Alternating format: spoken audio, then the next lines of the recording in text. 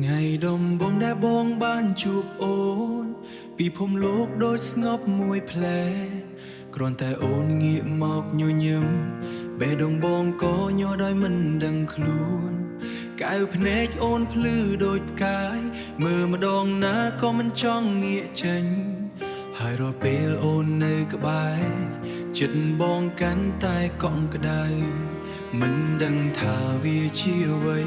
ដែលធ្វើឲ្យបងគិតដល់អូនគ្រប់ពេលប្រហែលមកពីកែវភ្នែកមួយគូនេះ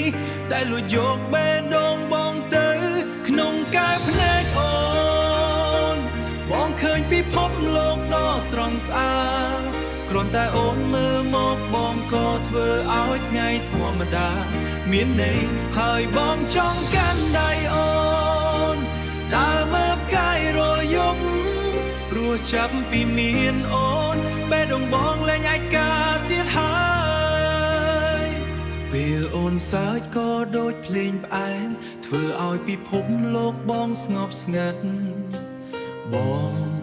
ពិភពលោកបងស្ងប់ស្ងាត់បងមិនដឹងថាស្នេហាអាចធ្វើអណ្ដឹងថាស្នេហាអាចធ្វើឲ្យមនុស្សម្នាក់មានអារម្មណ៍បែបនេះគ្រប់វិនាទីដែលបានក្បែរអូនបងចង់រក្សាវាទុកយូរព្រោះអូនគឺជាមនុស្សម្នាក់ដែលបងមិនចង់បាត់បង់បើថ្ងៃណាអូនមានទុក្ខ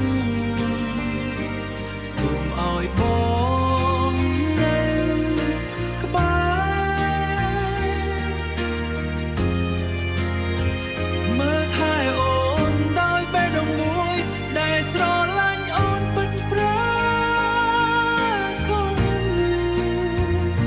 ក្នុងកែវភ្នែកអូនបងឃើញក្តីស្រមៃរបស់បងហើយមិនថា